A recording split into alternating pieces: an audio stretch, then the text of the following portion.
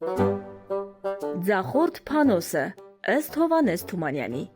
Ժամանակով մի աղքատ մարդ է լինում, անունը Փանոս, շատ բարի մարդ է լինում, բայց ինչ գործ բռնում է, ձախ է գնում, դրա համար էլ անունը դնում են Ձախորդ Փանոս։ Ունեցած չունեցածը մի լուց եզ է լինում, մի սայլ ու մի կացին։ Մի օր եզները լծում է սայլին, կացինն առնում, գնում է անտառ, փայտի։ Անտառում Փանոսը միտք է անում, թե ծառը կտրելուց հետո մեկ էլ պետք է նեղություն քաշի ահագին գերանը գետնից բարձրացնի ու գցի սայլի մեջ։ Ավելի լավ կլինի սայլը բերի ծառի տակ, որ ծառը կտրելուց հետո ընկնի ուղիղ սայլի մեջ։ Այդպես էլ անում է։ Եզներով սայլը բերում է մի մեծ ծառի տակ կանգնեցնում։ Ինքը կացինը քաշում է, թրըխք, ծառն է կտրում։ Շուտով ծառը պոկվում է, ճռճռալով գալիս է զարկում, տակովն անում, սայլը ջարդում, եզներն էլ հետը։ Փանոսը մնում է ապշած կանգնած։ Ինչ պետք է անի։ Կացինը վերցնում է ու ծոծրակը քորելով ճամփա է ընկնում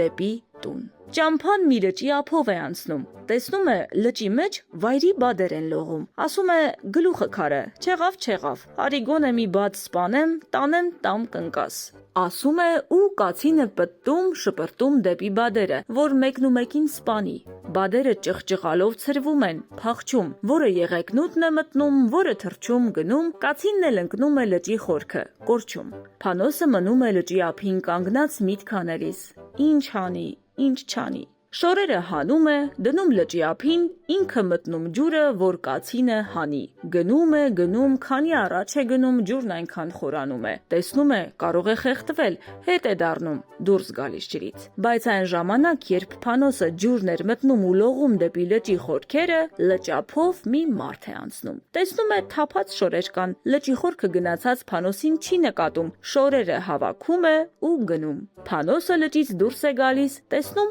շոր չկա, մնում է տկլոր կանգնած։ Միտք է անում. ինչ անեմ, Տեր Աստված, այսպես տկլոր ուր գնամ։ Սպասում է մինչև մութն ընկնի։ Մթան հետ վեր է կենում, գնում գյուղ։ Գյուղի մոտ նորից մտքերի մեջ է ընկնում։ Այսպես տկլոր որ գնամ մեր տուն, տանեցիներն ինչ կասեն։ Ավելի լավ է գնամ եղբորիցս մի շոր վերցնեմ, հագնեմ, հետո նոր գնամ տուն։ Ճամփան ծռում է դեպի եղբոր տուն։ Բայց այդ գիշեր եղբոր տանը խնջույք կար։ Քեֆի ամենաթունդ պահին դուռը ծերպ է անում, տեսնի ով կա, ով չկա։ Հյուրերից մեկը կարծում է, թե շուն է, ձեռքի կրծած ոսկորը շպրտում է դեպի դուռը, ոսկորը դիպչում է Փանոսի աչքին, աչքը հանում։ Փանոսը ցավից գորգորալով փախչում է, շներն էլ նրա ձայնի վրա ընկնում են հետևից, հետապնդում, այնպիսի հաչոց ու վայնասուն են կապում, որ գյուղի բոլոր շները հավաքվում են ու 4 կողմից վրա տալիս։ Շների հաչոցի վրա մարդիկ դուրս են թափվում, տեսնում են մի տկլոր մարդ է վազում, շներն էլ հետևից։ Առանց երկար ու բարակ մտածելու վճռում են, որ կա, չկա,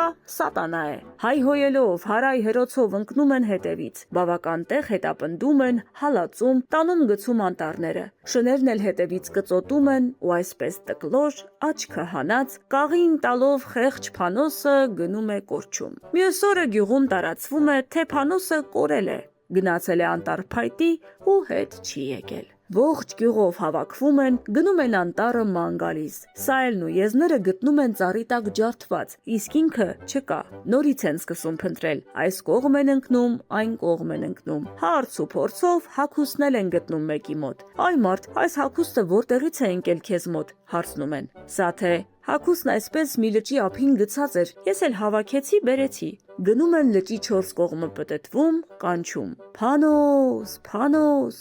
Փանոսը չկա ու չկա։ Վճռում են, որ Փանոսը խեղդվել է։ Գալիս են գյուղ, ժամ ու պատարակ են անում, Փանոսի պատվին հոգեհաց տալիս։ Կինն էլ մի քիչ սուք է անում, Փանոսին գովում, ափսոսում։ Հետո մի ուրիշ մարդ է ուզում, հետը պսակվում, գնում։